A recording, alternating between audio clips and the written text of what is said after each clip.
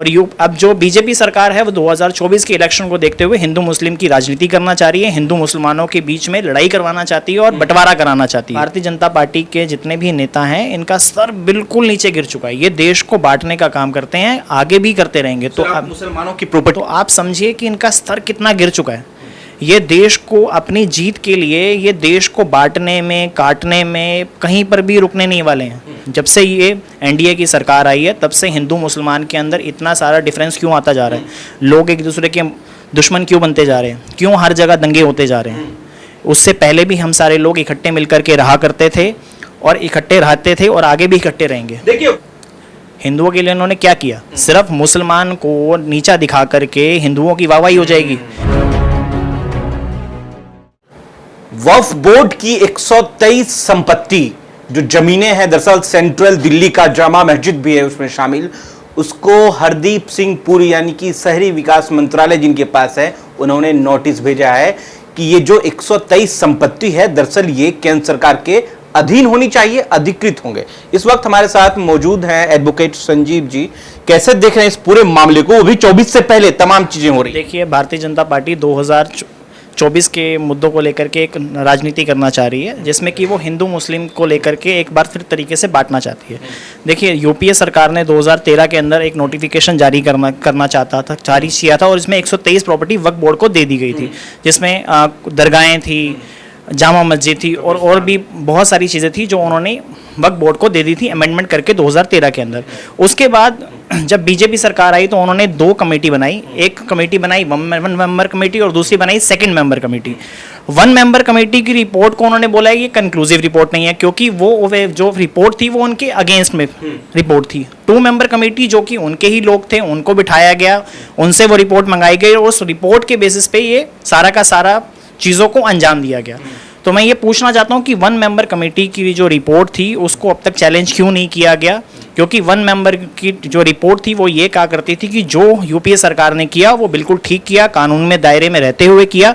और अब जो बीजेपी सरकार है वो 2024 के इलेक्शन को देखते हुए हिंदू मुस्लिम की राजनीति करना चाह रही है, हिंदू मुसलमानों के बीच में लड़ाई करवाना चाहती है और बंटवारा कराना चाहती है।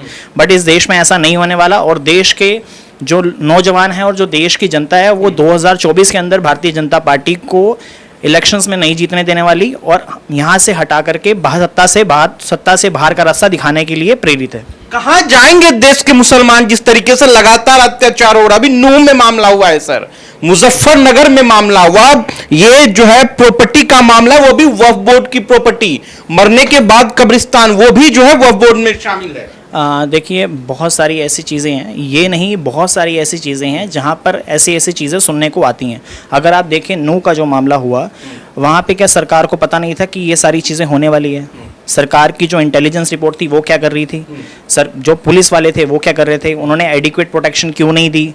जब वहाँ पे एक वीडियो सर्कुलेट होता है जिस वीडियो के अंदर ये कहा जाता है, अभद्र भाषा का उपयोग किया जाता है, वहाँ के मुसलमानों के बारे में कुछ अभद्र बातें की जाती है, तो उस वीडियो को जब वो वीडियो सर्कुलेट हुआ तो उसके ऊपर कार्रवाई क्यों नहीं की गई? पुलिस फोर्स कहाँ थी उस समय? और उसके बाद वहाँ के मुख्यमंत्री जी का बयान आता है कि जी पुलिस सबको प्रोटेक्शन नहीं दे सकती। जब आपकी ये जिम्मेदारी है, एक स्टेट की जिम्मेदारी होती है, अगर हम कानून के नज़रों में भी बात करें तो ये स्टेट की जिम्मेदारी होती है कि जो उसके राज्य की जनता है, सेंटर की भी ये जिम्मेदारी है और स्टेट की भी ये जिम्मेदारी है कि उनके जो नागरिक हैं उनकी जान माल की सुरक्षा जो है वो स्टेट की होती है। अगर आप उनकी सुरक्षा ही नहीं कर सकते तो साहब आपको कुर्सी पे बैठने का कोई हक नहीं है। आप इस्तीफा दे दीजिए ताकि लोग अच्छी सरकार सुने और वो सरकार चुन करके ऐसे है। क्योंकि अगर आप देखें तो नरेंद्र मोदी इस्तीफा देंगे। देखिए, नरेंद्र मोदी जी को भी इस्तीफा देना चाहिए क्योंकि उनके ही पार्टी के जो मुख्यमंत्री हैं उनका ये शर्मनाक बयान आया। आपने देखा होगा जिस तरीके से मणिपुर में घटना आई तो उनके जो मुख्यमंत्री हैं वो इस तरीके की बातें करते हैं कि ऐसी तो हमारे यहाँ पे 100 से ज़्यादा FIR पेंडिंग है। अरे साहब, जब आप देख रहे हैं तो आपको उसी टाइम पे नोटिस लेना चाहिए। आप बात करते हैं कि आप राष्ट्रपति शासन लगा देंगे तो मणिपुर में राष्ट्रपति शासन लगाइए ना, हरियाणा के अंदर राष्ट्रपति शासन लगाइए ना।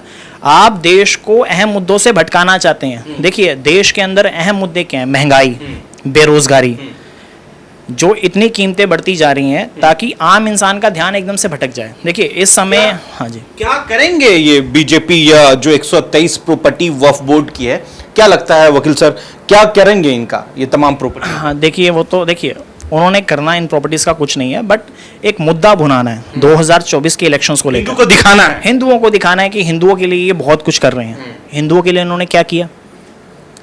हिंदुओं के लिए इन्होंने क्या किया? सिर्फ मुसलमान को नीचा दिखा करके हिंदुओं की वाहवाही हो जाएगी? ये हमारा देश है जहाँ पर सारे लोग मिलकर के इकट्ठे रहते हैं, प्यार से रहते हैं। आज से पहले भी रहते हुए आ रहे थे। जब से ये एनडीए की सरकार आई है तब से हिंदू मुसलमान के अंदर इतना सारा डिफरेंस क्यों आता जा रहा है?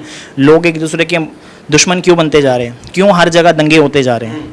उससे पहले भी हम सारे लोग इकट्ठे मिलकर के रहा करते थे और इकट्ठे रहते थे और आगे भी इकट्ठे रहेंगे। देखिए, वक्फ बोर्ड की जमीन पे जब से अमानतुल्लाह खान को नोटिस मिला है तब से इस देश के जो हिंदू हैं, जो अमन पसंद शांति प्रिय लोग हैं, वो लगातार आवाज उठा रहे हैं कि केंद्र सरकार के इस नीति का लगातार पुरजोर विरोध कर रहे हैं वो तमाम हिंदू जो शांति प्रिय लोग हैं। लेकिन अब सवाल है मुसलमानों के दफन कहां वो करेंगे अगर उनका इंतकाल हो जाता है? नमाज कहां वो अदा करेंगे जब सेंट्रल दिल्ली का जामा मस्जिद ही नहीं रहेगा? और सिर्फ सेंट्रल दिल्ली का जामा मस्जिद का जिक्र नहीं है इसमें, तमाम मस्जिदों का भी जिक्र है और तमाम दरगाहों का भी। ये बहुत ही सेंसिटिव इशू है जिसको कहा जा रहा है। सोचिए 2024 से पहले भारतीय जनता पार्टी ने क्या कार्ड खेला है कि मुसलमानों को टाइट करने के लिए हिंदुओं का वोट बैंक का इस्तेमाल करेंगे, वो अपने तरफ खींच रहे हैं। देखिए, भारतीय जनता पार्टी शुरू से यही करती हुई आ रही है। अगर आप देखें तो जो गवर्नर थे जम्मू कश्मीर के, सत्यपाल मलिक जी, उन्होंने भी ये बोला कि इलेक्शन जीतने के लिए इन्होंने सैनिकों को मरवा दिया।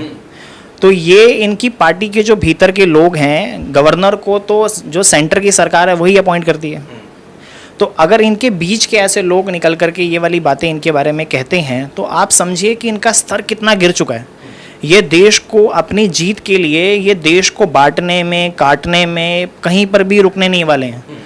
तो इनका भारतीय जनता पार्टी के जितने भी नेता हैं, इनका स्तर बिल्कुल नीचे गिर चुका है। ये देश को बांटने का काम करते हैं, आगे भी करते रहेंगे। तो आप मुसलमानों की प्रॉपर्टी के लिए लड़ेंगे जो वक्फ बोर्ड की? देखिए, मुसलमानों की वक्फ प्रॉपर्टी के लिए अगर हमारी लीगल टीम, अगर कांग्रेस की लीगल टीम को अगर वो अप्रोच करते हैं तो कांग्रेस की लीगल टीम उनके लिए खड़ी रहेगी और हमेशा खड़ी रहेगी। चलिए, बहुत बहुत शुक्रिया। दरअसल अगर ये सोशल मीडिया पर अगर ये वीडियो आप देख रहे हैं तो कमेंट कर अपनी प्रतिक्रिया जरूर दीजिएगा कि एडवोकेट संजीव ने जो बात कही है कि भैया अगर लीगल सेल के पास ये मुद्दा आता है तो कांग्रेस पार्टी लीगल सेल के पास, तो तमाम वकील जो हैं इस केस को लड़ेंगे।